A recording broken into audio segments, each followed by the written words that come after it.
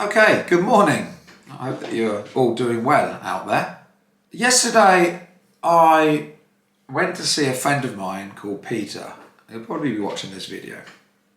And I saw Peter before Christmas, and I hate shirts because they play my like Tourette's thing up. So I went to see my friend Peter, and Peter's a really good guy. He's a little bit older than me. He's a beautiful man, aren't you, Peter? And when I last saw Peter, I ended up getting a load of OCD questions, and I really struggled. And on the way home, I had to keep phoning him up and asking him questions. I was like, I've known Pete for 14 years, but I felt it was becoming out of control, and it started to get me to a place where I hate to go, where I start thinking, I can't be friends with this person because things he says trigger my mind. But then I had to reevaluate it and realise that actually Peter loves me. He's a good friend and he's never let me down, and we've always been there for each other. And he's not saying things that are triggering me. I'm being triggered by things that he's saying. There's a difference there, isn't there? I think some people are insensitive to us, and some people don't really understand the way we work. And if we've been friends with them for a long time and they haven't got to grasp with the fact that things that they say upset us or trigger our OCD to flare up, then they're not necessarily compatible friends. I've had friends who know they wind me up, who know they trigger me. I've even had friends who've almost taken pleasure in it and said, I just find it funny when you like that. And I just think, well, it's not funny for me, and they're no longer my friends. And I think if somebody wants to be in your life and wants to be a friend, then they will value you. I've gone right off the subject, but I saw Pete yesterday, and when I'd last seen him, I had all these reassuring questions I kept asking him, and I felt really bad. The whole night I felt bad, and I didn't even get them all done. And there was one that was still bothering me. And it's a silly question. I can't even remember it, to be honest. It's how stupid it is. I actually got to think what it is. I'm not going to, because this just goes to show how OCD loses power over you and loses its control over you if you leave it long enough. Now, admittedly, it was a month and a half ago. But it's irrelevant, because yesterday was pretty fresh on my mind. Because I went to see Peter yesterday, and that complex of asking him for that reassurance on one thing, which was daft, was in my head. And the anxiety level, I now understand this because I'm doing ERP on myself, and we're doing this together, aren't we? The anxiety level had gone from a body sweating, mind numbingly anxious 100 or 90, it was down to about 20. And I went out and had some dinner with him, and I was sitting there and I just thought, I could just ask that question now, and that 20% will just go. That'd be brilliant. And I can justify asking it because I've waited so long. I'm allowed to do that. But I thought, you know what? I'm not going to do that for two reasons. I'm trying to win against the bully with small things. And I was 20% off winning. And I was sitting there having food with him, and I thought, I'm really tempted just to ask him. And he's going to go, don't be silly, John. Of course I don't mean that. Of course, whatever it was. Of course I was joking. And I thought, I could get that 20% to just go and I could feel free. But I didn't get conned and pushed around and bullied by the OCD bully that just destroys us. I decided to be a little bit wiser and a little bit stronger. And in my head, I said, if I give in to that 20% compulsion and I ask that question, I get that reassurance, I'll have 5 seconds of, it's gone. It's only at 20%, I can live with it. I've been living with it for the last month. It's not an issue. And also, as soon as it's gone, guess what? Another one will come along. It will have gone from my mind, and I'll be thinking about something else he might have said a month ago. So, it was really tempting. It was really tempting to ask him, but I didn't. And I was quite proud of myself for doing that. And then, as we were going, he said a couple of things, and just got me like load more things now to OCD about. And I just thought, It triggered something else that was OCD. Similar thing, but fresh, like 70% anxiety. What I did is I drove off, And I thought, I need to phone him. I need to just say, when you just said that in the car park when I just went, and he would have reassured me. I thought, hold on, this is the vicious circle. This is what OCD is doing. It's having an attack again. So I thought, what I'm going to do is I'm going to drive home, which takes 30 minutes. I thought, while I'm driving home, I will not then engage in thinking about it. And I won't be able to stop myself. If I'm not keeping my mind busy, OCD is going to fully attack me. And by not doing the compulsion, I'm going to ruminate about it. Then it's going to build up to that big pressure, and then it's just going to explode. I'm going to get on the phone, I'm going to be anxious, and I'm going to be angry that this is affecting a day that I was trying to enjoy. So instead, I thought, okay, day before I'd been talking on video and saying, you need to have a plan of action. And I thought, right, I need to do something for 30 minutes to distract myself. And I'm driving home, and there's a lot of time to think when you're driving. So I decided on hands-free to phone a friend who wants to be a millionaire. I don't know if I'd want to be a millionaire. Yes, I decided to phone a friend and have an engaging conversation. But then I was very aware that this friend I was going to call is really good at giving me OCD. And I was like, oh no, this could be a disaster. Because they're like very, very hard to have communication with, and without them saying something that triggers something. So I did anyway. I thought, right, I've got to do it. So I phoned them up.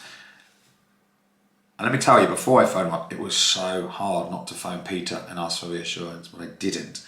So I phoned them up, and by the time I got home, you expected me to say it was all good. No, it wasn't. By the time I got home, they'd give me an OCD issue. So I got home, half an hour's gone. I thought, well, okay, quick, let's do what I've been saying. Let's look at the anxiety level. I reckon the anxiety level had dropped down to about 60. It was still awkward. And I was still tempted to pick my phone up. I thought, I've done quite well, half an hour. I thought, do you know what?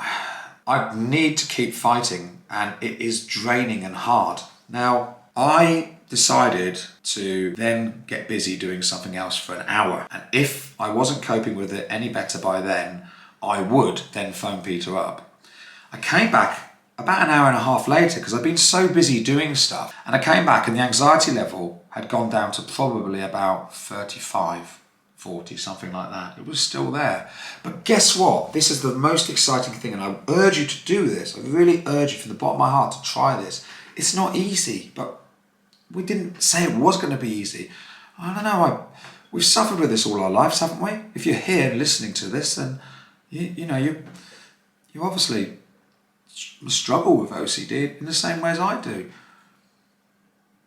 And I realised that I didn't have the urge so much to call him anymore. But what was happening was in my head, it was going through my head, and I was thinking, I feel uncomfortable. That's bothering me still. But normally what would happen when it came in is it would stop me from doing what I wanted to do. Because I won't do things I enjoy. I won't do anything if OCD is consuming me, because it makes me feel unhappy. And I believe if I'm feeling unhappy and I do something I enjoy, that feeling will transfer over into the thing I'm enjoying, and I will then stop enjoying that. It's a fear I've got. It's not true. It's not true. But it's a fear I've got. And I left it, and that was yesterday. And today, I'm just thinking, live, this is actually real. I'm actually just twitching, like a twitching thing, sorry about doing that, it's a thing. I'm now trying to think live, what's it, well, I remember what it was now, it was silly. And I'm thinking about it right now, and it still bothers me a little bit. I wish I hadn't thought about it now. I would say it's bothering me about 10-15%. So, in a way, that's 24 hours of dealing with that anxiety, and it has reduced.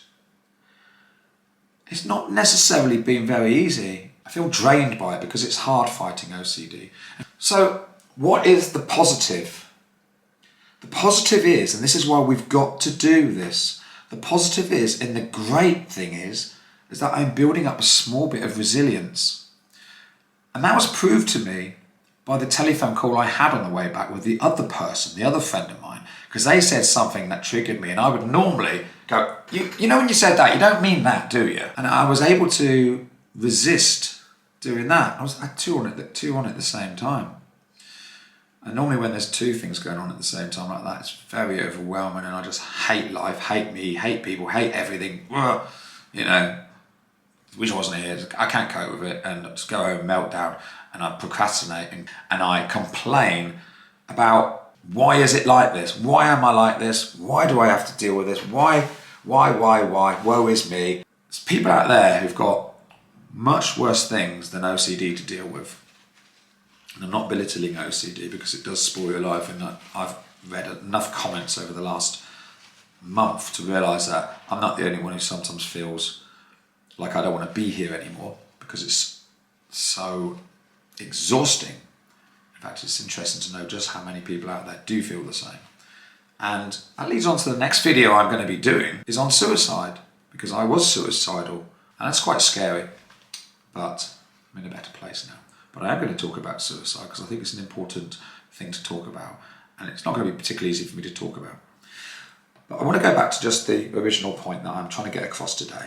Please, if you are dealing with OCD and you're struggling with it and it's getting you down and you're feeling exhausted and you're feeling it, you can't cope, and it is beating you up every time, see it as a real bully. See it as something that is not an inanimate object. See it as a person that you don't want to be bullying you anymore. And you may not be strong enough, I'm not strong enough to fight it, but we are strong enough to start kicking it in the shins, and it doesn't like that. And we are strong enough to start working out in the sense that making our minds stronger so we are more resilient. Because the more resilience we show to OCD, the more resilience we can,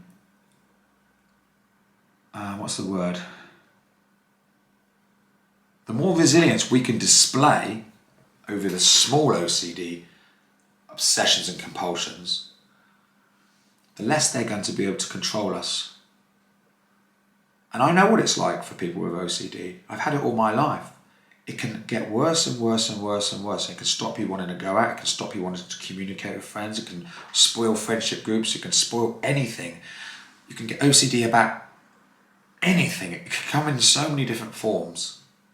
And if you're like me and you have Asperger's and Tourette's and things like that going on as well in the background, it can be a real minefield to actually work out what's the OCD and what's not.